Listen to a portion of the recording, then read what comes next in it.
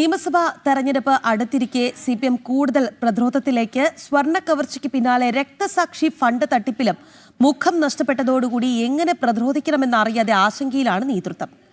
വിവരങ്ങൾ MS വീണ നൽകും. വീണ, ഈ സ്വർണ്ണ കവർച്ചയിലെ അല്ലെങ്കിലേ പാളി നിൽക്കുന്ന പാർട്ടിയാണ്. പക്ഷേ ഈ രക്തസാക്ഷി ഫണ്ട് തട്ടിപ്പ് അത് CPM-നെ സംബന്ധിച്ചിടത്തോളം പുതുമയുള്ള കാര്യമൊന്നുമല്ല, അല്ലെ ഗൗതം? അതെ അതെ അതെ അതെ എന്തായാലും അവർ തന്നെ അത് തുറന്നു പറഞ്ഞ് രംഗത്ത് വരുന്നു എന്നുള്ളതാണ്. എങ്ങനെയാണ് ഇനി CPM ഇതിനെയൊക്കെ പ്രതിരോധിക്കാൻ പോകുന്നത്, വീണ?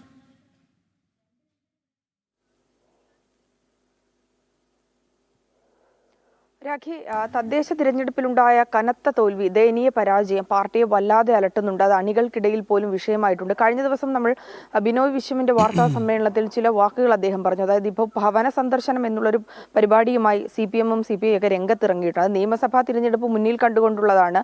അവിടെയൊക്കെ വിമർശനങ്ങൾ ഉണ്ടായി എന്നുള്ളതാണ്. അതായത് സ്വർണ്ണ കവർച്ച വിഷയമടക്കം തദ്ദേശ തിരഞ്ഞെടുപ്പിൽ തിരിച്ചടിയായെന്ന് ആദ്യമേ സമ്മതിച്ചതാണ് CPI. ഇന്നലെ ആ ഒരു വിഷയവുമായി ബന്ധപ്പെട്ട് തുറന്നു പറച്ചിൽ നടത്തുകയും ചെയ്തു.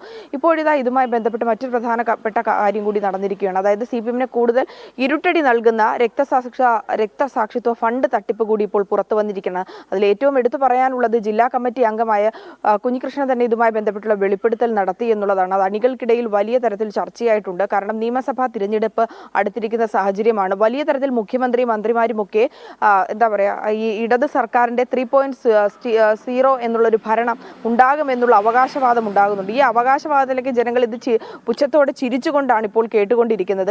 പല പൊതുപരിപാടികളിലടക്കം അത് സർക്കാരിന്റെ പരിപാടിയെന്ന് ആക്കി തീർക്കുക. അതായത് പല വികസന പരിപാടികളും കേന്ദ്ര സർക്കാരിന്റെ സഹായത്തോടു കൂടി നടക്കുമ്പോൾ അത് തങ്ങളുടെ ഫണ്ടുകൾ ഉപയോഗിച്ച്, അതായത് സംസ്ഥാന സർക്കാരിന്റെ കഴിവുകൊണ്ട് നടക്കുകയാണെന്ന് വരുത്തി തീർത്തുന്ന ശ്രമങ്ങൾ കൂടി സജീവമായി ഈ അവസാന ഘട്ടത്തിലും സർക്കാരിന്റെ അവസാന ഭരണകാലത്തിലും നടക്കുന്നുണ്ട്. ആ ഒരു സാഹചര്യത്തിലാണ് ഈ ഒരു ഫണ്ട് തട്ടിപ്പ് കൂടി പുറത്തു വന്നിരിക്കുകയാണ്. അതൊരു സഖാവ് തന്നെ പറയുന്നു. എന്നാൽ ഇപ്പോൾ ഈ കണ്ണൂർ ജില്ലാ കമ്മിറ്റിയെ സംബന്ധിച്ചിടത്തോളം ഇത് കൂടുതൽ കുരുക്കായി തീരുമ്പോൾ അത് ആ കമ്മിറ്റിക്ക് അകത്ത് തന്നെ, അല്ലെങ്കിൽ ആ ജില്ലാ നേതൃത്വത്തിന്റെ അകത്ത് തന്നെ ചർച്ച ചെയ്ത് പരിഹരിക്കേണ്ടിയിരുന്നില്ലേ എന്നുള്ള വിമർശനങ്ങളും സംസ്ഥാന നേതൃത്വത്തിൽ നിന്ന് ഉയരുന്നുണ്ട് എന്നാണ് നമുക്ക് മനസ്സിലാക്കാൻ സാധിക്കുന്നത്. ഒരു ഭാഗത്ത് കുഞ്ഞികൃഷ്ണനെ തള്ളിപ്പറഞ്ഞുകൊണ്ട് അദ്ദേഹത്തിനെതിരെ കടുത്ത നടപടിയെടുക്കുവാനുള്ള ആലോചനയും പാർട്ടിക്കകത്തുണ്ട്. കാരണം ഈ ഒരു തുറന്നു പറച്ചിൽ നിയമസഭാ തിരഞ്ഞെടുപ്പിൽ സീറ്റുകൾ നിലനിർത്തുവാനുള്ള അഹോരാത്ര പ്രയത്നം നടത്തുന്നതിനിടയിലാണ് ഇത്തരത്തിലുള്ളൊരു തുറന്നു പറച്ചിൽ നടത്തിയിരിക്കുന്നത്. അത് പാർട്ടിക്ക് ക്ഷീണമുണ്ടാക്കുന്നു എന്നുള്ള വിലയിരുത്തൽ തന്നെയാണ്. അത് മാത്രമല്ല, താഴെത്തട്ടിലുള്ള പ്രവർത്തകർക്ക് പാർട്ടിയിലുള്ള വിശ്വാസം നഷ്ടപ്പെട്ടുകൊണ്ടിരിക്കുന്നു. കൊഴിഞ്ഞുപോക്കുകൾ കൂടിക്കൊണ്ടിരിക്കുകയാണ്. പാർട്ടിയോടുള്ള വിശ്വാസം നഷ്ടപ്പെട്ട സാഹചര്യത്തിൽ,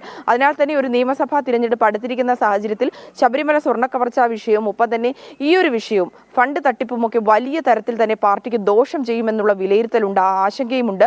ഈ ഭവന സന്ദർശനവുമായി ജനങ്ങൾക്കിടയിലേക്ക് പോകുമ്പോൾ ഈ ചോദ്യങ്ങൾക്ക് മറുപടി പറയേണ്ടി വരുന്നത് പ്രാദേശിക നേതാക്കളാണ്. അവരാണ് ഇപ്പോൾ പെട്ടിരിക്കുന്നത്. എന്തു പറയണമെന്ന് അവർക്കറിയില്ല എന്നുള്ളതാണ്. ന്യായീകരണങ്ങളൊക്കെ സംസ്ഥാന നേതൃത്വമൊക്കെ പറയുന്നുണ്ടെങ്കിൽ പോലും പൊതുജനങ്ങൾ ഉയർത്തുന്ന ഈ ഒരു ചോദ്യത്തിന് പൊതുജനങ്ങളിൽ നിന്ന് ഉണ്ടാകുന്ന ഈ ചോദ്യത്തിന് മറുപടി പറയുവാൻ പ്രാദേശിക നേതൃത്വത്തിന് സാധിക്കുന്നില്ല എന്നുള്ളതാണ്.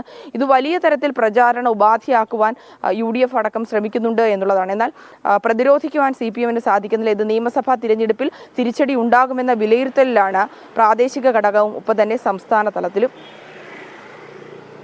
എന്തായാലും വീണ, അതോടൊപ്പം തന്നെ ഇന്ന് ഈ കുഞ്ഞികൃഷ്ണനെതിരെ നടപടി ഉണ്ടാകും എന്നുള്ള ഒരു വാർത്ത കൂടി വരുന്നുണ്ട്. നമ്മൾ കഴിഞ്ഞ ദിവസവും പറഞ്ഞതാണ്. പക്ഷേ ഇന്ന് ജില്ലാ കമ്മിറ്റിയൊക്കെ ചേരുന്ന ദിവസമാണ്.